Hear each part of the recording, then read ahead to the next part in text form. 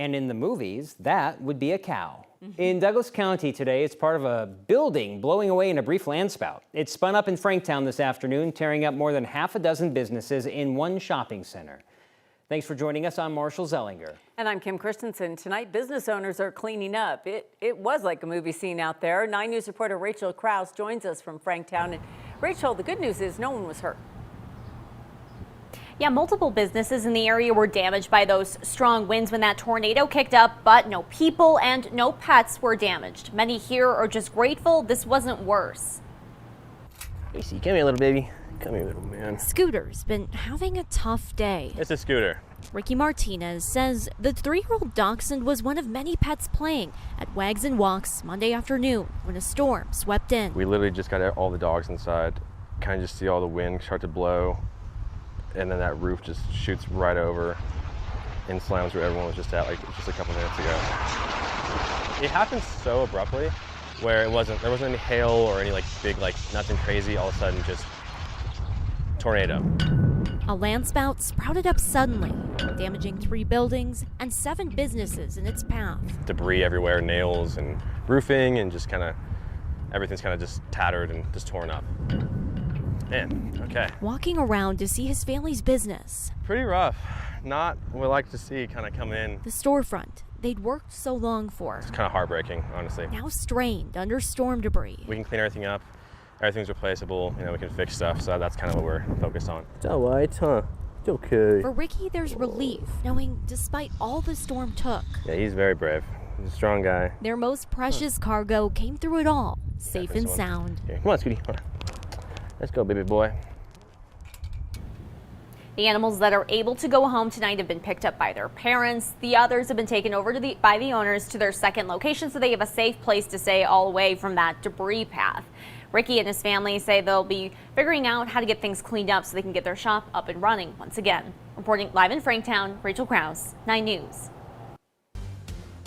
I mean, you get wind under a dachshund's ears. Yeah. It's so low. That is I know from experience, from my dachshund that I had, you have to hold on, make sure they don't blow away. Yeah, Jaden, that was something. That was something. And no warning, you know? Yeah, there was no warning to that. It is so extremely difficult to forecast that. I mean, you know that there's the ingredients in the atmosphere for one to happen, but they happen so fast. I mean, that one was on the ground for 90 seconds. I mean, some people in the National Weather Service chat thought it was a microburst at first because it happened so quickly. Luckily, we had spotters on the ground there, and they saw that it was a landspout which forms from the ground up to the clouds. It's not your normal supercell tornado where you can, kind of sit there and you see the rotation and you can see the inflow and know that one is getting ready to happen. But here's another image of it as it was kind of forming. Margie that sent this in, and like I mentioned, that forms from the ground up to the clouds. But luckily, we're not seeing that right now as we head into the evening hours. Temperatures much cooler than what we saw earlier this afternoon. The upper 70s, very nice. And looking at your live radar, not much going on. There's still a couple of showers and thunderstorms towards the southeast. And in my full forecast, I'll tell you what to expect as we head into tomorrow and when's the big cool down with more rain chances. Kim? A fire that forced the evacuation of a small town in Douglas County is now 90% contained. The so-called airport fire is burning in Leviers. That's about 20 miles south of Denver, along Highway 85 between Sterling Ranch and Sedalia. The fire started yesterday near train tracks, forcing evacuations. Those have since been lifted. The fire has burned about 130 acres. The cause is under investigation. Douglas County is the only county in the state with its own helicopter. They say that resource made all the difference with their response to the airport fire. That's because they didn't have to rely on anyone else. Airport fire officials point out state resources are already stretched thin with big fires burning along the western slope right now. One state-operated helicopter made 6 drops on the airport fire. Compare that to the Douglas County helicopter that made 88 drops yesterday. I can't stress enough that had we not had that fire hill attack team in the air within 10 minutes, this fire would have been far worse than it was. It costs $1.8 million a year for Douglas County to operate the helicopter. On the western slope, lightning-sparked fires have burned more than 7,000 acres across several counties since Thursday. The largest is the South Rim Fire. That one's burning in Black Canyon of the Gunnison National Park. The park is currently closed and everyone in the area has been evacuated. As of tonight, the flames have burned nearly 4,000 acres. And the South Rim fire is burning uncontained. The Sow-Belly fire is also burning without containment. It's nearly 2,300 acres, and that's spread across Mesa, Delta, and Montrose counties. The flames are burning in the Dominguez Escalante National Conservation Area, and crews are having a hard time with that terrain. And a pair of fires have burned about 1,500 acres in Mesa County, forcing evacuations near the town of Gateway. All of these fires that popped up on the western slope prompted Democratic Governor Jared Polis to issue a disaster declaration this weekend, which frees up state resources and staff to help in the response. Opening statements are set to begin tomorrow in the murder trial of a former dentist from Aurora who's accused of killing his wife. James Craig is now on his fourth defense team. He's facing allegations he poisoned his wife Angela back in March of 2023. Evidence laid out in court documents claims he used a work computer to search for things like, is arsenic detectable in an autopsy? They also show potassium cyanide was delivered to his dental practice. Beyond the murder case, he's accused of trying to get others to destroy evidence and lie for him, as well as to arrange for the killing of witnesses. It's a case unlike any 9 News legal analyst Scott Robinson has seen before. So many ins and outs in this case, strange and bizarre turns. It's pretty close to what you'd call unique. Craig's trial is scheduled to last 3 weeks. If he's convicted of the most serious charge, first-degree murder, he'll spend the rest of his life in prison.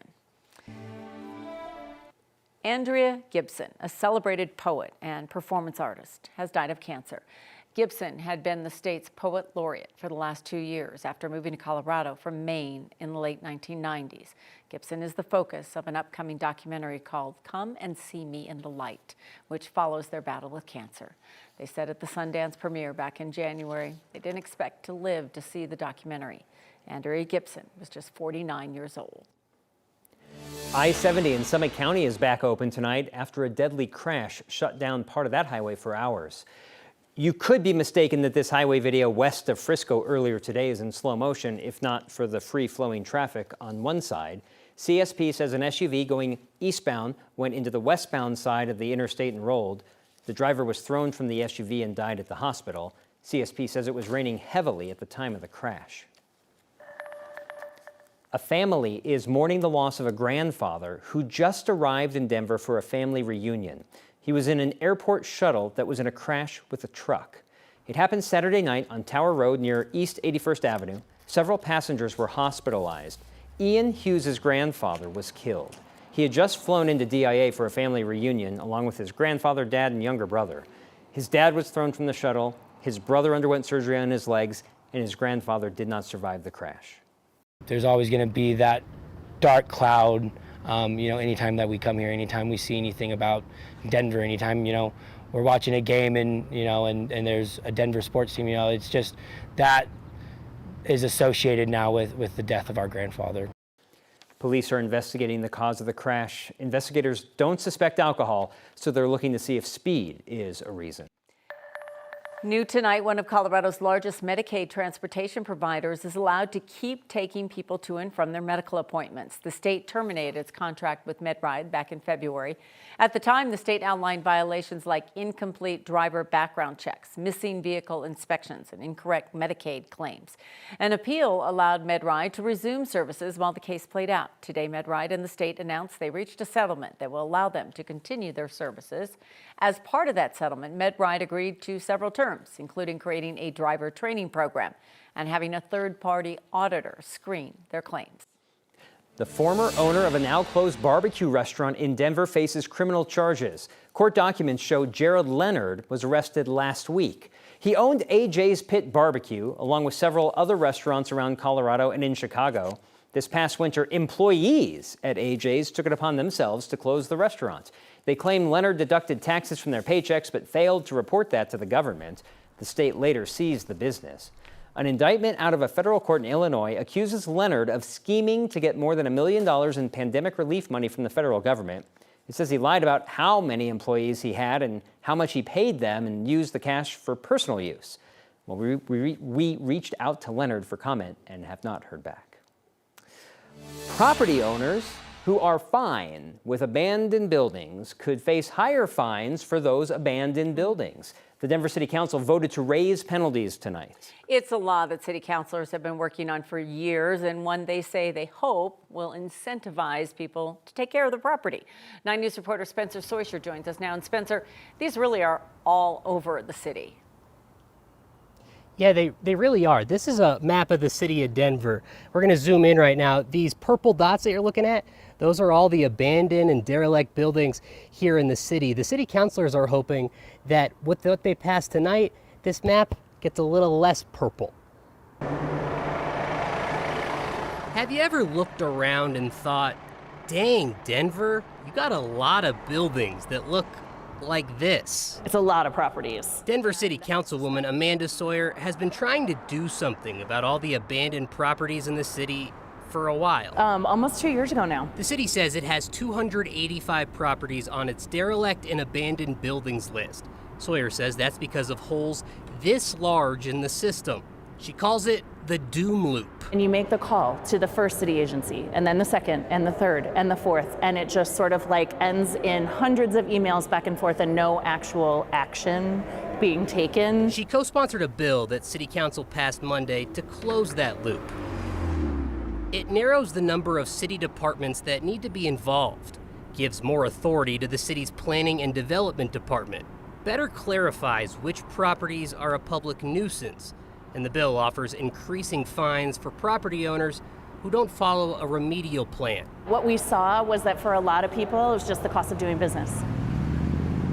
For years, a church sat abandoned on Bayard and Colorado Boulevard. But it was never demolished because there was a Verizon cell tower in the steeple. And so that lease had not expired yet. Under the city's old system, the owner of the property was cool taking the hit. They were making money off of that lease with Verizon. Now that fine would be $5,000 for each day the violation continues. It's been a long road when we first brought this up. After years of this, the city council hopes they've created a nuisance for property owners who want to leave a nuisance for everyone else. We're hoping that it's an incentive for property owners to come in and work with community planning and development and figure out how they are going to get their properties cleaned up.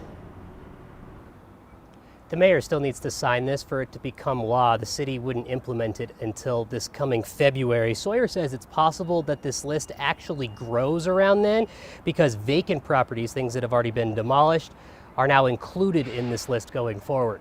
Live in Denver, Spencer Soisher, 9 News.